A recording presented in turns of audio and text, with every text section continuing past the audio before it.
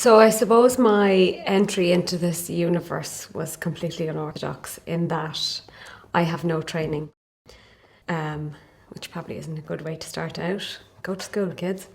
I went up to Shane Meadows. I met him in the public arena, a bar, and got chatting to him and said, how can I get involved? So he took my number, long story short, and called me 2 months later to come over for an audition. And when he called, I was violently ill. Violently ill. I said, what have I done? I've asked for this and now what am I doing? Like, it was for an audition for This Is England 88, which was my very first role ever in the professional arena. I never sat in front of a camera in that respect. I mean, I had lost a stone. But on the day of the audition, it was Vicky McClure and myself, and honest to God, my hands, I mean, literally. And the camera was here, and he said, now, Helen, don't look in the camera. So it was even trying to get that very seemingly small detail, don't look in the camera, you know, so that was all a total learning curve, and my head was on a swivel. I didn't know what I was doing. This is the best boy, and who was the worst boy? I didn't know whose job was what. I was learning on the job, but Shane was so good to me. I thought, I've been in a Shane Meadows thing now. This is just going to take off. It's going to be great. Got an agent, and that first year was just no thank you after no thank you after no thank you. And I thought, well, this is it. It was a one-off. And I think those early years are spent developing a thick skin, because I've learned over a lot of time that it's not you, it's not about you, that the casting people, the casting directors in the room want you to succeed. You've been called into the room because they already think you've got potential. They already think you're good enough. That's something it took me a long time to learn. And when I got rejected, my poor husband, I used to come and go, I'm not good enough, and cry and really take it personally. And it's hard not to. And if you're kind of emotionally vulnerable and you're, you know, it can be a tough business to be in. So you do have to say, this is not about me. And I don't know who told me that somebody said, was it Brian Cranston, a performance is a performance is a performance. So you go into the room, into the audition, and you give it, whatever you give it. And that's it. You have no control over what happens after that. So the no's hurt, and they still are difficult. I lost one last week. My mother, so always says to me, hard luck for them. They missed you this time, you know, and I'm thinking, yeah, it's their tough shit, and you know, but the reality is I wasn't right for that role. Maybe my look wasn't, or my approach wasn't, and you can only do what you're doing, especially in the way things are at the moment with self-taping. You've nobody, except Connor, who's great, telling you kind of, maybe you should try this way or that way. You're taking you're reading the script, and it is your version of events, your interpretation of this character, your ability to see what's going on in that scene, and maybe you get nothing else outside it. And so you can only do what you can do, that's it. And if you get a note and they say she's very vulnerable or she's a very strong character, you search for those things and those abilities within yourself and amplify them and put it out there.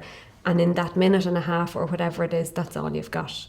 And the no's continue to come. That's the way it is. You're not going to get every job you ever go for. It's just the way it is. And it's tough, but you have to say, the reason I didn't get that job was because I was not right for it. For whatever reason. It's nothing I'm doing. I'll go on and do something else, and eventually something will land. And it does.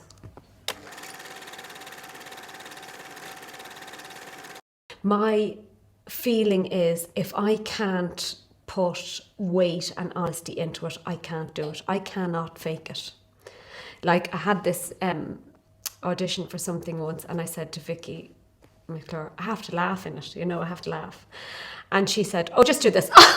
And she started roaring, laughing, and threw her head back, and she was able to do it. And I said, if you want me to laugh like that, you're going to have to tell me something funny. I can't, you know, it's not one of my skills. I have to, so I suppose many other people, have a deep well of shit that has happened in their lives, and I dig very deep into that shit. That's what I do.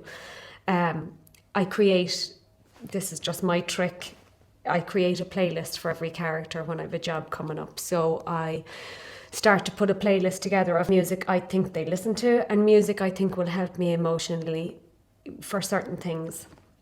And then I listened to it in the run up to the work, and thinking, first of all, have I ever had any experience similar to this character?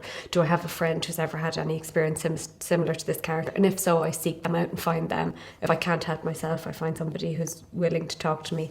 And failing that, just research as much as you can, because there's only so much you're told beforehand, there's only so much information you're privy to. You do your best, and then use whatever tricks you can to find, the depth and the complexity of those characters and those people.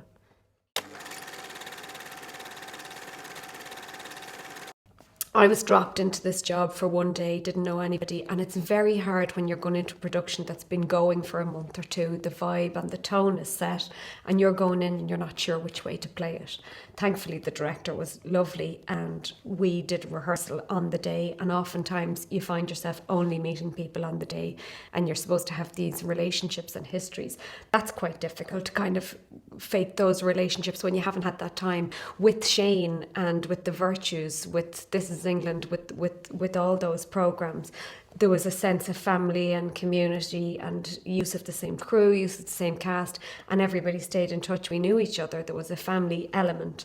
Whereas with this job, I thought, I know nobody. I'm on my own. I'm going to get found out. Today's the day. This is it. And I was so nervous. And I don't know if that's ever going to leave me, but I thought I'd quash that voice. You're here. They want you here. Get in there. Listen to what he's saying. Do what you're told. Be professional and do your job. You go home sometimes on those days feeling, Jesus, I wish I'd longer at that. I wish I had longer at that. One day is never enough. It's nice to be part of the whole thing and the team and get involved. When you're in and out in one day, you do come away feeling, God, I don't know if I was enough today. But again, quashing that voice and saying to yourself, the director said, we have it. We had it in the last take. We went again because you wanted to go again, but we have it. You have to trust your director. You have to say, okay, this is his baby. He's happy with it. I can do no more.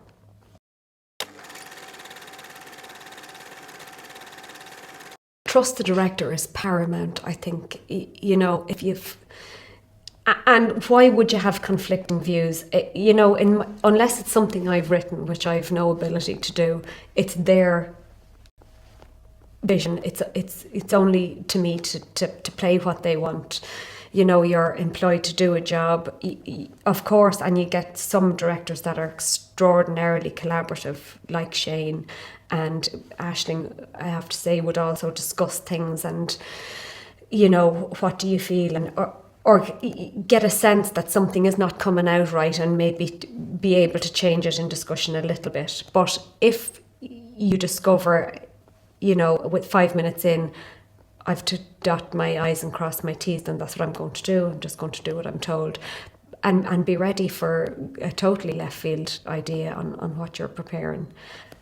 And think on your feet. It's exciting and it's great. And some days you pull it off and some days you have a crappier day, and that's like a bad day at the office, like everybody.